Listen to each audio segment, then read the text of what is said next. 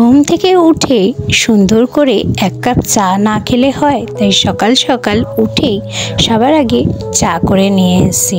এখানে ছেলের আর আমার চা আছে, আর তোমাদের দাদাভাইয়ের চা লিকার চা, সেইটা তোমাদের দাদাভাই খেয়ে নিয়েছে। আর এখানে তার সাথে নিয়ে নিয়েছি হচ্ছে ক্রিম বিস্কুট। ক্রিম বিস্কুট খেতে তো আমি আর ছেলে খুব ভালোবাসি। তোমরা কারা কারা ক্রিম বিস্কুট খেতে ভালোবাসো অবশ্যই বলো। ক্রিম বিস্কুট দেখলে না ছোটবেলার পুরো স্মৃতিগুলো মনে পড়ে যায়। আগে ক্রিমগুলো মধ্যিখান থেকে বের করে খেতাম, তারপরে বিস্কুটটা খেতাম। তো এখনও কিন্তু আমি তাই করে থাকি, একটুকু বদলাইনি। যেই গুণগুলো আমার ছোটবেলায় ছিল সেই গুণগুলো বড়বেলাতেও আছে। তাই বলে সবগুলো না, অনেক কিছু পরিবর্তন হয়ে গেছে। এই যে ভিডিওর প্রথমেই তোমাদেরকে দেখাচ্ছি কারেন্ট নেই। এবার চলো চাটা ভালো করে খেয়ে নিই। ক্রিম বিস্কুট মধ্যিখান থেকে কিন্তু ক্রিম খাওয়া হয়ে গেছে, এবার বিস্কুটগুলো খাবো। ছেলেবেলার কথা বড্ড মনে পড়ে। ছেলেবেলায় ভাবতাম কবে বড় হব, তাই এখন মনে হয় ছেলেবেলা উকি দিয়ে বলছি, কি রে বড় হতে চেয়েছিলি না, নে এবার বড় হয়ে গেলি, এবার শান্তিতে আছিস। আসলে যখন আমরা ছোট থাকি, শিশু থাকি, তখন আমাদের কোনো কিছু চিন্তা ভাবনা কোনো কিছুই থাকে না। তখন শিশুর মনটা কোমল থাকে, আর সে তার যা ইচ্ছে তাই করতে পারে। যখন খুশি খেতে পারে, যখন খুশি ঘুরতে বেড়াতে, যা খুশি তাই করতে পারে।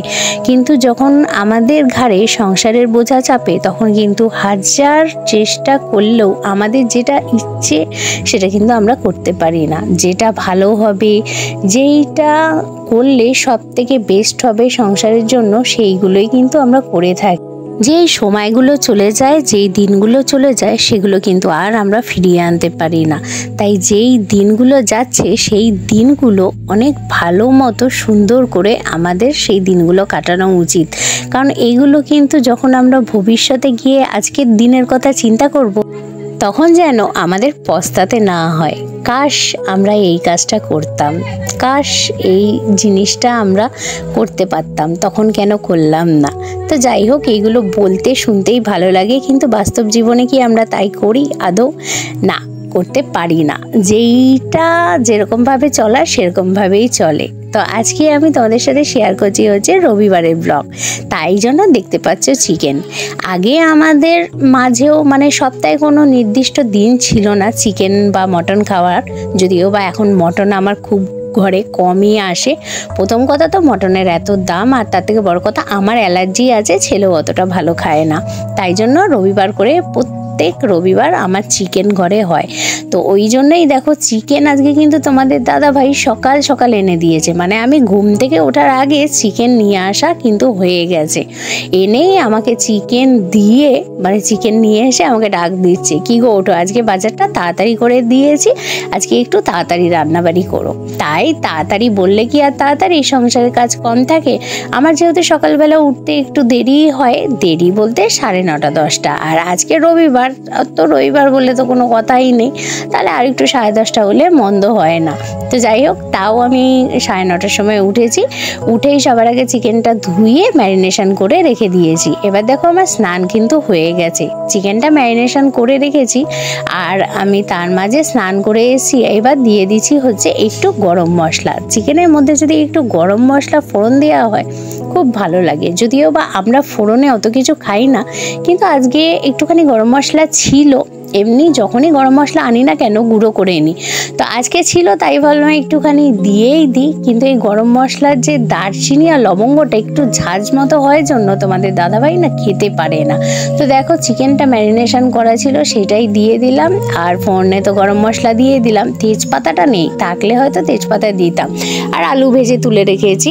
তো এবার আমার চিকেনটা হতে থাক, আর এদিকে ভাতও বসিয়ে দিয়েছি। আজকে বেশি কিছু করব না, আজকে করব হচ্ছে চিকেন, তার সাথে করব রাইস। আসলে আজকে রাইস করারই কথা ছিল, আমি ভুলেই গেছিলাম। তো তোমাদের দাদাভাইকে ফোন করেছিলাম, কি গো মাংস আর ভাত করলে হবে? তোমাদের দাদাভাই বলছে ফ্রিজে দেখো গাজর আছে আর বিনস আছে, ওটা দিয়ে রাইস করে ফেলো। তো তারপরে ঘরেই যে চাল ছিল সেটা দিয়েই রাইস করেছি। আমরা যেহেতু একটু সরু চালই খাই, তার জন্য ওই চালেই রাইস খেতে মন্দ হয়নি, ভালোই হয়েছে। তো এইদিকে দেখো চিকেনটা সব কিছু দেয়া যেহেতু একটু কালার হওয়ার জন্য ঢেকে দিলাম, আর গ্যাসটা কিন্তু একদম স্টিম করে দিলাম। আর আলুটা পরে দিয়ে দেব, দিয়ে ঢাকা দিয়ে দেব। আর সকালবেলা কি খাবো তাই একটুখানি চিড়ে ছিল, বাদাম ছিল, চিড়ের পোলাও করে নিয়েছি।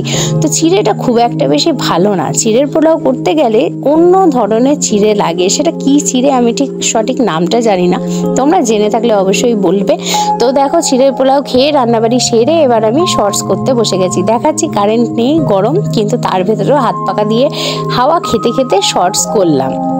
আর শর্টস যেহেতু তোমরা এত ভালোবাসো, শর্টসে আমাকে এত ভালোবাসা দাও, আর প্রত্যেকদিন সত্যিই কথা বলতে শর্টস যেই টাইমে করি সেই টাইমে ইচ্ছেও করে তোমাদের জন্য ভিডিও বানাতে। একটা ভিডিও বানালে ভিডিও যদি সবাই দেখে, সেটা পছন্দ করে, তাহলে কিন্তু ভিডিও দিতেও খুব ভালো লাগে। তো প্রচণ্ড গরমে দেখো ঘেমে নিয়ে গেছি। আর এই দিকে আমার রান্নাবাড়ি কিন্তু আগেই কমপ্লিট হয়ে গেছিল, কিন্তু যেহেতু ভিডিও করছিলাম তাই সেটা তোমাদেরকে শেয়ার করিনি।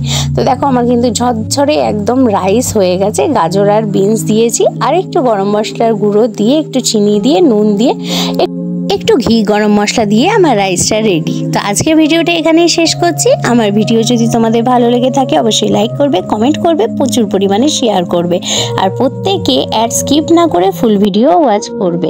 তো আজকের ভিডিও এখানেই শেষ করছি। টাটা, সবাই ভালো থেকো, সুস্থ থেকো, আবার